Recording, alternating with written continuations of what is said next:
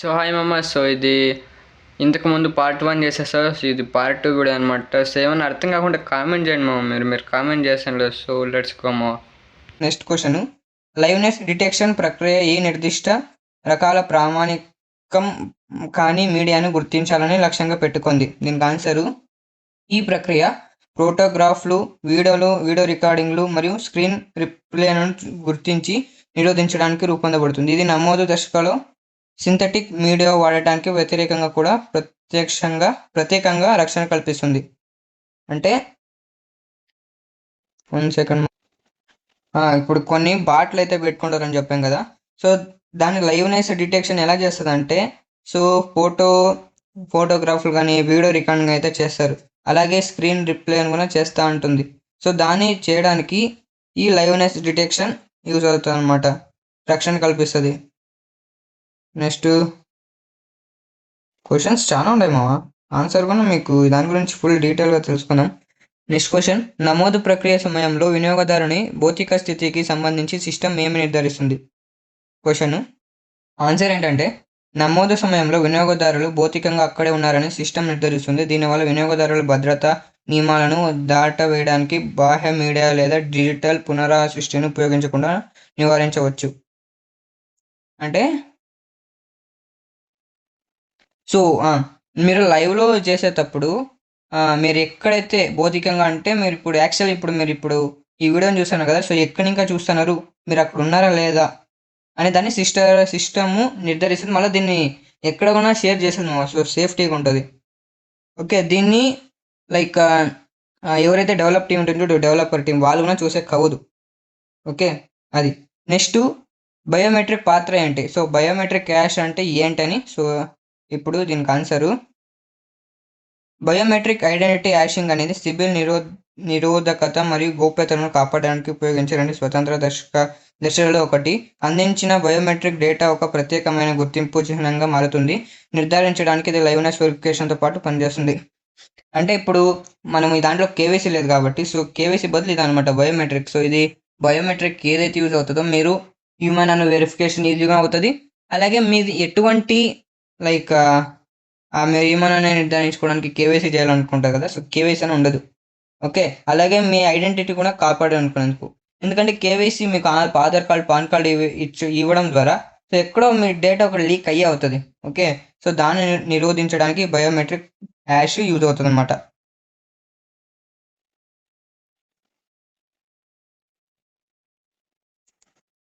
Next, నమోదు ప్రక్రియ biometric capture event యొక్క ప్రామాణికతను ఎలా నిర్ధారిస్తుంది? రియల్ టైమ్ లైవ్నెస్ డిటెక్షన్ ప్రక్రియ ద్వారా ప్రామాణికత నిర్ధారించబడుతుంది. ఇది మోసపూరిత ఇన్పుట్లను ఫిల్టర్ చేస్తుంది. లైవ్ క్యాప్చర్ను నిర్ధారించడం ద్వారా బయోమెట్రిక్ డేటా నిజ సమయంలో ఒక నిజమైన వ్యక్తి నుండి వస్తుందని నెట్వర్క్ హామీ ఇస్తుంది. అంటే కొన్ని బాట్లు ఉంటాయి కదా, సో మీకు బయోమెట్రిక్ క్యాప్చా అంటే, మీరు ఏదైనా ఇప్పుడు సిస్టమ్ ఒక వెబ్సైట్ కానీ లాగిన్ అవ్వాలంటే, సో అప్పుడు పాస్వర్డ్, ఈమెయిల్ ఐడి అలాగే క్యాప్చా అడుగుతుంది. సో ఆ క్యాప్చా ద్వారా మీరు హ్యూమనా కాదని తెలుస్తుంది. సో బాట్ అయితే దాని క్యాప్చా వేయలేదన్నమాట. సో ఆ విధంగా చేసింటాడు, సో అది యూజ్ అవుతుంది. ఓకే, నెక్స్ట్, స్క్రీన్ రిప్లే మరియు వీడియోల రికార్డింగ్లను నెట్వర్క్ సమగ్రత ముప్పుగా ఎందుకు పరిగణిస్తారు? సో స్క్రీన్ రికార్డ్, వీడియో ఇవన్నీ చేస్తే ఎందుకు హాని అవుతుందని, సో ఎందుకు డేంజర్ అవుతుందని దీని క్వశ్చన్. ఆన్సరు, ఈ ప్లాట్ఫామ్లు వినియోగదారులకు వేరొకరి బయోమెట్రిక్ డేటాను ప్రదర్శించడానికి లేదా వారి స్వంత డేటాలను బహు ఖాతాల కోసం తిరిగి ఉపయోగించడానికి అనుమతిస్తాయి.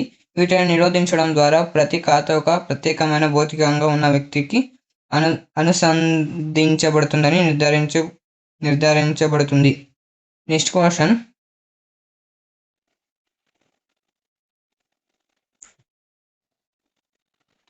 బయోమెట్రిక్ ప్రత్యేకత యంత్రాంగం సాధారణ డేటా సేకరణ కోసం రూపొందించబడిందా, లేక ఒక నిర్దిష్ట పరిపాలన లక్ష్యం కోసమా?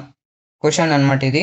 సో ఆన్సర్ అంటే, ఈ యంత్రాంగం ప్రత్యేకంగా ఒక నిర్దిష్ట పరిపాలన లక్ష్యం కోసం రూపొందించబడుతుంది. బహుఖాతాల దుర్వినియోగం నివారించడం, దీనిని సాధారణ ప్రయోజన డేటా సేకరణ సాధనంగా కాకుండా ఒక భద్రత మరియు సమగ్రత చర్యగా రూపొందించబడతాయి. అంటే అదే చెప్పాను కదా ఇంతకుముందే, సేమ్ మళ్ళీ అదే పాయింట్ అనమాట. సో ఎందుకు బయోమెట్రిక్ కావాలంటే, సో ఇది ఇది డేటా సేకరణ కోసమా లేకుంటే ఏం కోసమని క్వశ్చన్.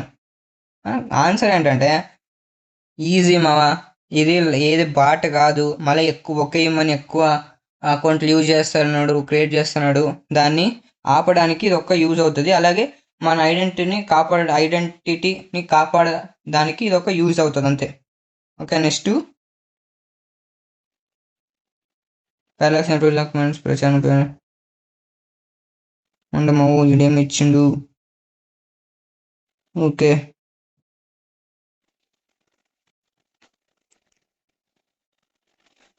ఇక్కడ చూడండి మావా, దీనికి ఆన్సరు ఇక్కడ బయోమెట్రిక్ ఐడెంటిటీ హ్యాషింగ్ అంటే ఏంటని. నెట్వర్క్లో వినియోగదారుడి ప్రత్యేకతను నిర్ధారించడానికి మరియు సైబర్ నిరోధకతను సైబర్ మాది సైబర్ కాదు సైబర్ నిరోధకతను కొనసాగించడానికి 2 స్వతంత్ర దశలలో ఒకటిగా ఉపయోగించే సాంకేతిక ప్రక్రియ.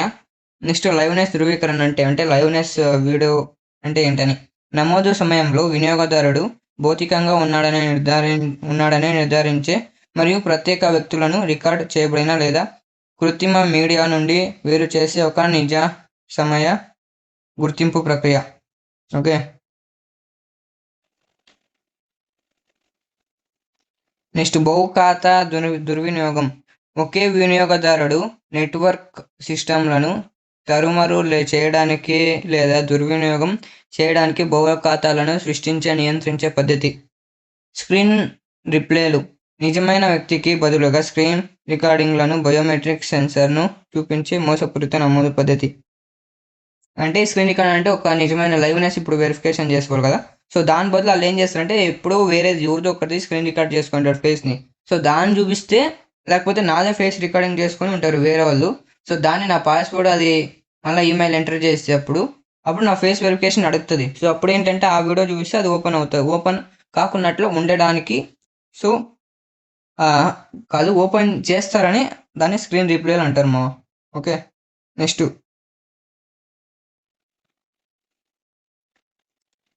CIBIL resistance.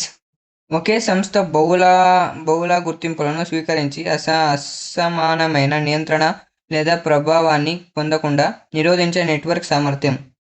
Synthetic media. Biometric ప్రామాణీకరణ వ్యవస్థలను దాటివేసే ప్రయత్నంలో ఉపయోగించే కృత్రిమకంగా సృష్టించబడిన లేదా తారుమారు చేయబడిన మీడియా, డిఫేక్ల వంటివి. ప్రత్యేకత మెకానిజం. ప్రతి ఖాతా ఒక ప్రత్యేకమైన ధృవీకరించబడిన వ్యక్తికి చెందినది నిర్ధారించడానికి ప్రత్యేక మెకానిజం. ప్రతి ఖాతా ఒక ప్రత్యేకమైన ధృవీకరించబడిన వ్యక్తికి చెందినది నిర్ధారించడానికి పారాలాక్స్ అమలు చేయబడిన ఒక ఇండివిజువల్ వెరిఫైడ్ సిస్టమ్ అనమాట. సో ఇంత. సో మీకు ఎటువంటి డౌట్ ఉన్నా కింద కామెంట్ చేయండి, లైక్ చేయండి, షేర్ చేయండి, అలాగే సబ్స్క్రైబ్ చేసుకోండి. నేను కొత్తగా అయితే దీని గురించి పారాలాక్స్ నెట్వర్క్ గురించి ఒక యూట్యూబ్ ఛానల్ స్టార్ట్ చేయాలనుకున్నా. సో దాని గురించి టీం ఒప్పుకోయింది. సో ఎటువంటి ప్రాబ్లం లేదనుకున్నారు. సో దాన్ని స్టార్ట్ చేస్తాను. అలాగే టెలిగ్రామ్లో గ్రూప్లో జాయిన్ అవ్వండి. దాని లింక్లన్నీ మన ఛానల్ బయోలో ఉంటాయి, అలాగే డిస్క్రిప్షన్లో కూడా ఇస్తాను ఇప్పుడు. అలాగే ఇన్స్టాగ్రామ్ ఫాలో అయిపోండి, ట్విట్టర్ కూడా ఫాలో అయిపోండి. సో ఉంటాం, బాయ్ బాయ్.